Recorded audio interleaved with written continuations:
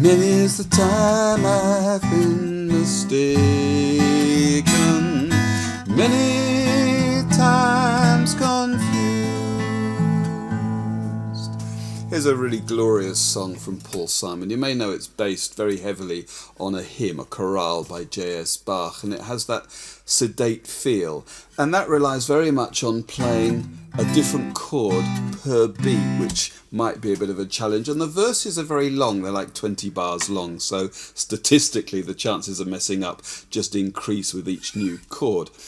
So you might want to get some of the sequences kind of memorized or under your fingers, and particularly look at some efficient and smooth ways of changing from chord to chord.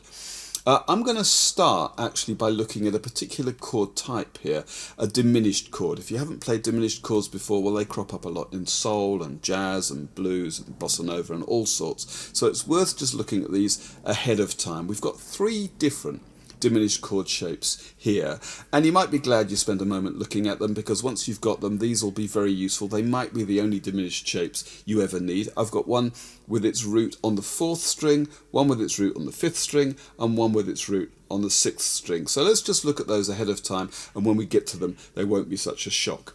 This one, it's not the first one we see, but it's the one with its root on the 4th string. So top 4 strings, frets 1, 2, 1, 2, D sharp diminished here. No open strings, so of course this is a very versatile shape that you can move up and down as you like. Here it's D sharp diminished. You may know that if you repeat this shape 3 frets higher, and then again 3 frets higher, and so on and so on, you're actually playing the same notes in a different order. That's just a thing about diminished chords. You might bar this. I prefer to play individual fingers on separate strings, but that's that one, and we'll come up against that at some point. There's this one as well. Here in the song it's shown as B diminished, and again no open strings. You can play this in various places up and down the neck. Think of this one like a straight E7. First finger on the 1st fret of the 3rd string, 2nd finger on the 2nd fret of the 5th string, and then the 3rd and 4th fingers either side on the 3rd fret of the 4th and 2nd strings, and I'm playing just the middle 4 strings. You'll notice I'm not strumming, I'm using my thumb on the lowest string and then 3 picking fingers above separately like that. That's B diminished. That's the first one we see actually. And then the final one I want to look at here is written as G sharp diminished, and it's like this. Now here I've got my bass note on the 6th string, and I'm barring. Actually I only have to bar between the 2nd and 4th strings here at the 3rd fret with my 1st finger, and I've got a finger on the 4th fret of the 3rd string. Actually I find it easier if I bar across all of the strings here, just gives me a bit more leverage. And then I've got a finger, my 2nd finger, on the 4th fret of the bottom string, and I'm picking the bottom string and then the 4th, 3rd and 2nd. So that's G sharp diminished. And between them, as I say, these diminished shapes may well be the only diminished shapes you ever use. They're by far and away the most common ways to play diminished chords on the guitar. Okay, with that out of the way, let's look at the verse. Now the picking for this song, nominally at least, is with your 3 picking fingers on the top 3 strings and then the thumb playing wherever the bass note is. And in the intro you can hear that's just 2 bars of C like this. The top strings maybe just slightly fanned like that, and then the 5th string with the thumb.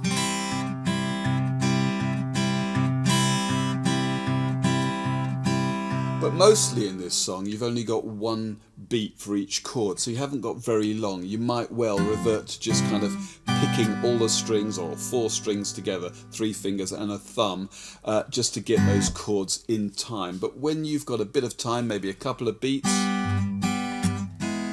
that kind of thing, then maybe this picking pattern is what you'll be doing. Anyway, let's just go through the verse. As I say, there's something like 20 bars. There's a bit of repetition, but really you just need to get this memorized under your fingers. Take your time, practice it, play it a few times. Muscle memory is a really powerful thing. Anyway, after the intro we start off with a bar of F, C, G over B and C. Many is the time I've been there.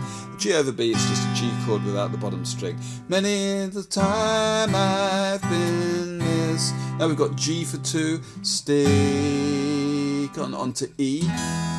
And then after that, we've got a single beat of E over G sharp. I'm just going to do that, picking the lowest string and the top 3, taking us to 2 beats of A minor, E7, and A minor. You could play your E7 this way or just with 2 fingers. And that's the whole of the first line. Many's the time I've been mistaken, many time confused. We lead into the second line with a single beat of C. And then we have the same as the beginning of the first line. Yeah, and I've often felt for, this time, 1 beat each of G, G over B, C, so we're just climbing, like that. And then B diminished, there's our first diminished chord. And again, A minor, E7, A minor, so it's very similar, here it goes. Yeah, and I've often felt forsaken, certainly misused. One thing you'll notice about this song is it's a bit high for me.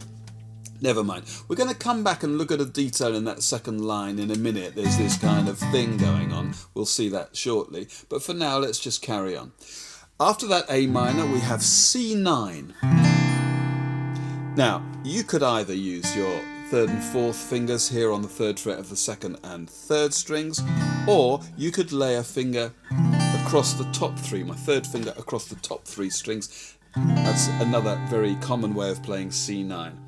That leads us into the next section, which is easy, 2 beats each of F and G and F and C. Oh, but I'm alright, I'm alright. Now the next diminished chord, I'm just weary to my... And this chord here needs the 2nd, 3rd and 4th, and then the bottom string, so be sure those fingers are there. My bones, to A7, which takes us to the next phrase that starts on D7. So, from the C9. Oh, but I'm alright, just weary to my bones. Nearly there now. D7 for 2. Still you don't expect, again G to G over B and C again. Still you don't expect to be bright and bon vivant so far. There's just lots and lots of this. At this point there's 2 beats of G, at least that's how I've arranged it. You might decide to put that irregular bar somewhere else, but it needs to come, otherwise we're going to be out of sync. So far away from home. Beat each of E, E over G sharp again, and to A minor, and then D minor. And we finish off with 2 beats each of C over G, and then 1 of G, G over B, and C. So there's quite a lot of G, G over B, and C in this song, and we end up with 2 bars of C, much like the intro, and then it's time for the next verse. So let me just go from the D7. Still you don't expect to be bright and bon vivant, so far away from home, so far away from home. And at that point, don't know what's over, and you're into the second verse, maybe strumming a little bit in the last 2 bars of C there. And he certainly does this at this point either in the first or second verse. There's a little hammer on here. I've got my 2nd finger normally, of course, on the 2nd fret of the 4th string as I'm strumming for C. I'm going to just lift that up and target that in my strumming a little bit. Okay, let's have the whole of the first verse. I'll play the intro and the whole of the verse. Wish me luck.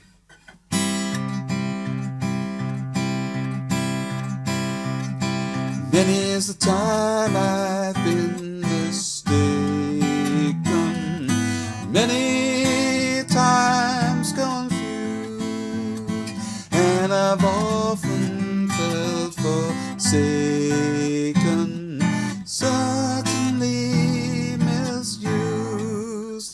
There's our C9. Oh, but I'm alright, I'm just weary to my bones. A7, now D7. Still you don't expect to be bright and born, vivant so far away from home, so far away from home. I don't know a soul who's not been bad. And we're into the second verse. Okay, now there's just a little detail in the second line. I'll do this with the first verse lyrics, but it happens also in the second verse. On the remastered version of the album, There Goes Rhymin Simon, there is a bonus track, which is a kind of early demo of this, where it's just Paul Simon singing, and he's playing a classical style guitar, nylon string guitar, without any of the other stuff, the bass and drums and so on. And you can hear very clearly this little ornament that he does here. And it's like this. Yeah, and I've often felt for... Now in this bar, we've got G for a beat, G over B for a beat, but he climbs up in half beats, G and A in the bass, and then B, and comes back to the G. So it would be like this. Yeah, I've often felt forsaken. Okay, it's like the intro to No Woman, No Cry, isn't it? Okay. That's pretty much what he does, except there's some stuff going on at the top end of the chord as well, and I would harmonise this in an octave and a third, so tenths. And what I'm going to do is this. As I'm playing the G at the beginning, I'm going to make sure that the top note of my picking is the open second string. So my picking fingers are going to be on second, third and fourth, thumb on the sixth. Now, half a beat later, I'm going to move on to A minor 7. And my thumb is on the fifth string, open fifth string, and again my picking fingers are on 2, 3 and 4. That first fret on the second string, that's C, is going to harmonise with the A in the bass. Now I'm going to play G over B like this.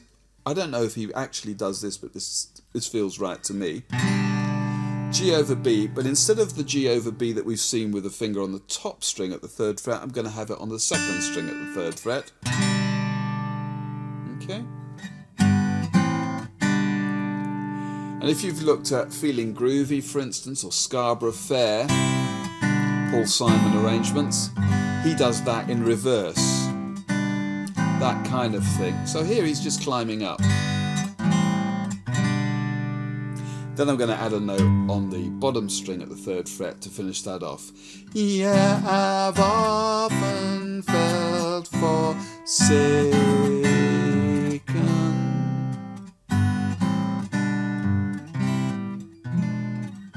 Okay, it's very Bach-like. Whether that's exactly what he does, I don't know, but that seems about right to me. Yeah, and I've often felt forsaken. Okay, that's all I've got then for the verse. Now, after verse 2, and that ends with 2 bars of C, we have another 2 bars of C that takes us into the bridge. I'll play from the very end of verse 2 and you can see how that works. I can't help it, I wonder what's gone wrong. Here's the C. And another one. And I dreamed I was dying. I dreamed that my soul... And that G, a bar of G, signals a section that actually repeats in a moment, so it's worth keeping tabs on that. You could hear there was a little accent in the first of those new bars of C. And I dreamed I was dying. There, 1 and 2 and. It's like that.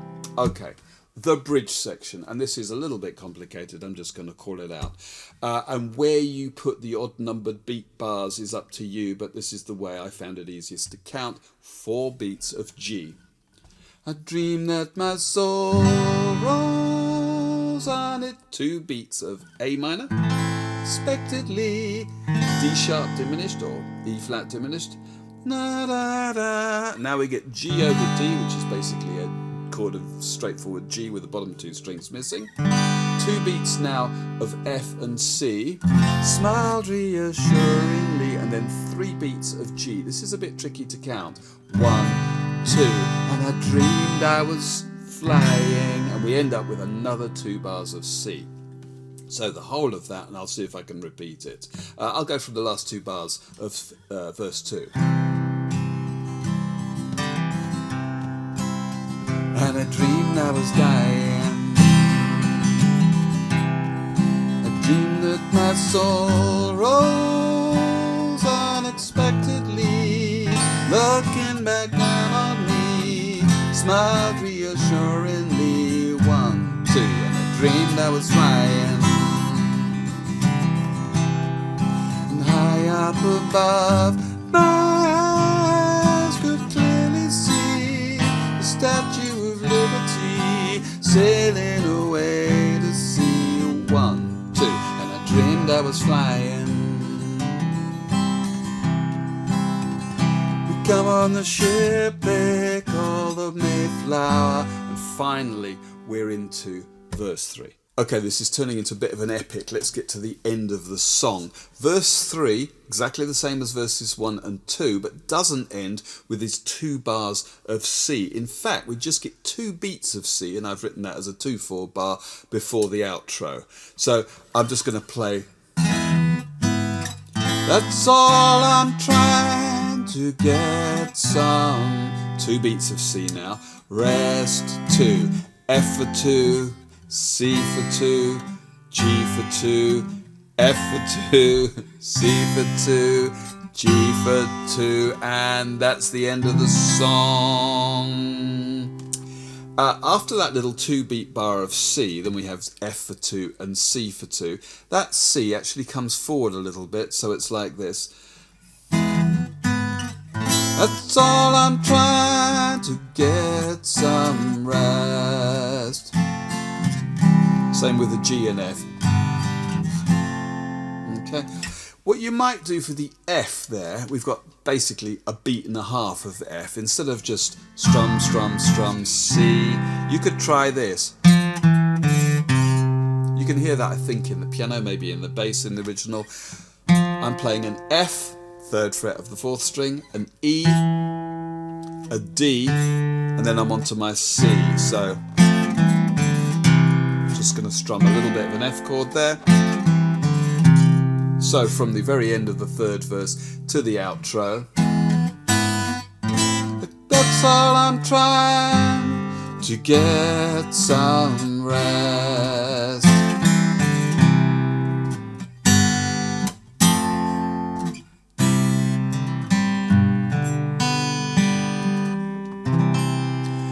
And that finally is that. All right, let's have a playthrough. 1, 2, 3, 4.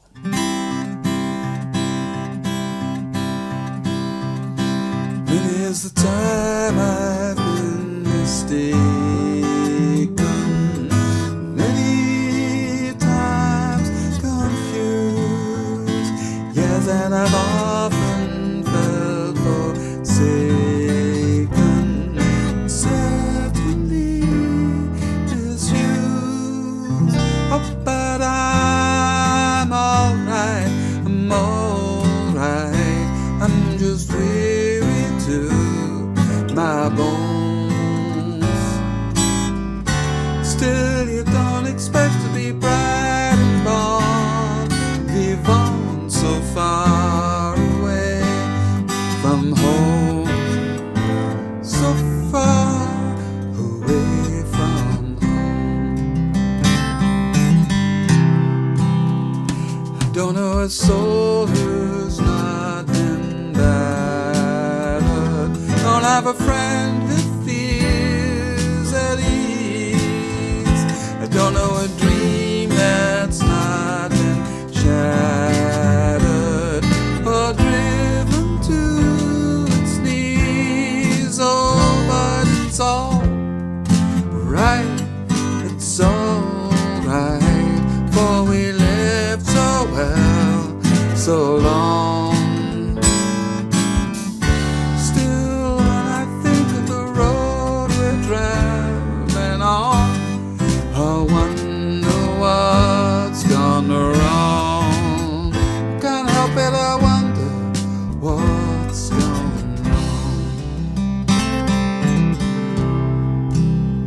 and I dreamed I was dying.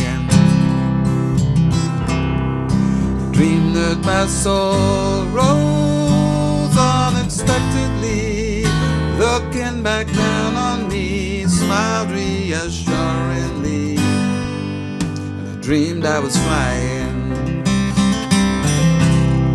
and high up above, my eyes could clearly see the Statue of Liberty sailing away to sea. And I dreamed I was flying. We come on the ship they called the Mayflower. We come on the ship that sailed the moon. We come in the ages most uncertain hour, sing an American tune. Oh, and it's alright, it's alright, it's alright.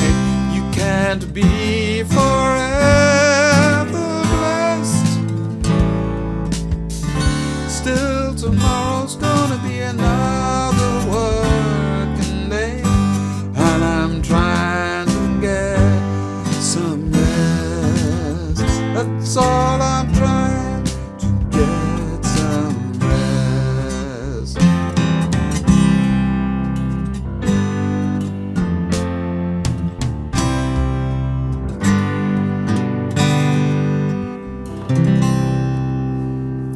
That's it.